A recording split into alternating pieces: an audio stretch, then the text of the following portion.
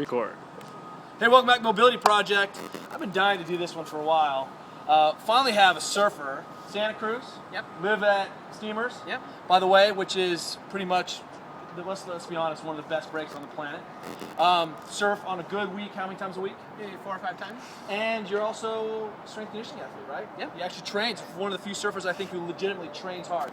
So one of the things that we see in athletes, especially extension-driven athletes like surfing, which also requires kind of big takeoff, is we get short in the hips. And what does that express? How does short in the hips express itself for you? What happens?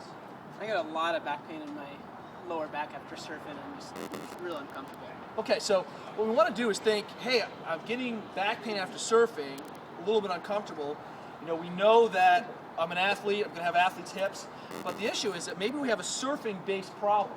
Now, surfing is largely flexion-based positioning, right? You drop in, you know, you're petting the dog, still flexion, right?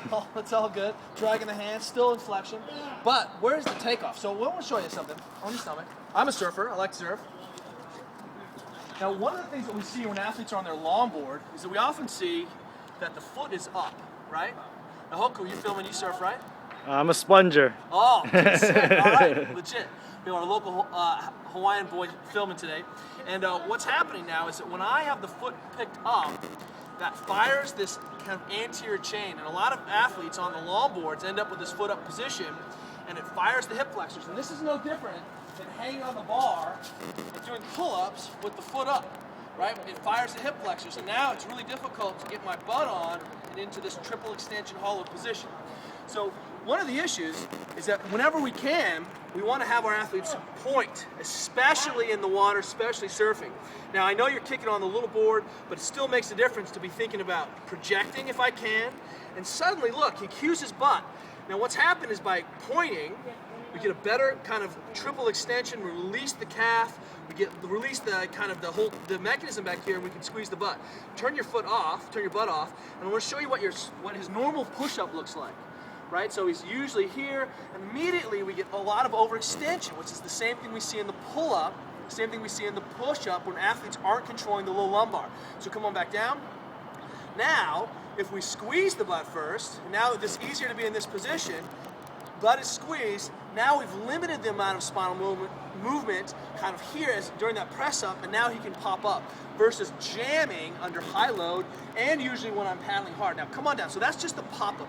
What we want our athletes to do is think point, squeeze the butt, and now he's in a set position, he's braced, and now he can pop up, and he'll actually pop up into a much more organized position instead of popping up overextended and then trying to reclaim that position. It's impossible. Now here's the second piece.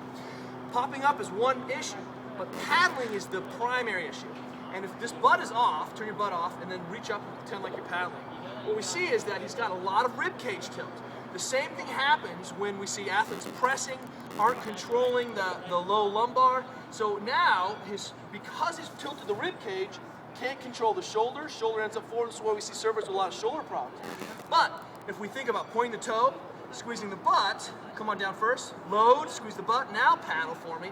Now we've been able to create better global extension. We're limiting this, and that feels different to you, doesn't it? In fact, you feel like you can support your head instead of paddling and being broken with this Brad neck position. It's one of the mechanisms for surfing and destroying your neck, yeah? Okay, so let me show you. Squeeze butt, popping up. Sick. Okay, now watch. One of the things we're doing is open up the front of the hips. Now, Tom is interested and knows about couch stretch, right? He doesn't know about couch stretch. But I want to show you something. So just wind up a couch stretch for us. When we're in couch stretch, or couch mode, what we're doing here is we're not really accounting for the hip capsule, but we're in peak leg flexion. So lower leg is being flexed, we're taking up all the slack and then pressing in here. So what I'm going to show you is that we have this kind of iteration where we can back out of kind of leg flexion dominance and more into hip extension, because it's actually not in hip extension at all. So the next iteration of this, go ahead and come out, which is where we're basically pulling out the leg, go and get into that first position, pulling out the leg and starting to add hip extension. So leg is coming further behind, and we're buying slack by releasing the leg. So now he's not in that hyperflexed position, right? butt is squeezed. I'm trying to map this position, and then he can press that hip forward. And now we've actually got him working on the hip capsule. Don't make that face, right? You gotta be stoked, bro. Show your stoked face, bro. So pressing here. Now, the third iteration of this is gonna take and basically straighten the leg out, points the toe, trying to get leg almost straight, working more on true hip extension, take the leg out of it, butt is squeezed to support the position, and now we have an analog that looks a lot like surfing. So it's this position where we want to exaggerate is, can I open up this hip with the leg straight and work on that pure hip extension without these systems? So, being able to scale up and down from all three. Does that make sense? Mm-hmm. The issue is that if your back hurts, surfing's going to suck and you're not stoked. Yeah. One of the things that I'm an advocate for is, if you have a hot tub and you're a surfer, get in your hot tub before you go surfing. Undo that stiffness. Most of us have been sleeping overextended all night long. We hit the first waves early in the morning, and then we're a little bit stiff, and then the mechanics are off. See if you can loosen up those soft tissues a little bit. Work on this stuff. Totally appropriate. Set up the band, hit the stuff, then go surf. Because whoever has the most waves, the most fun, It's the best surfer. check. See you guys tomorrow. Cool.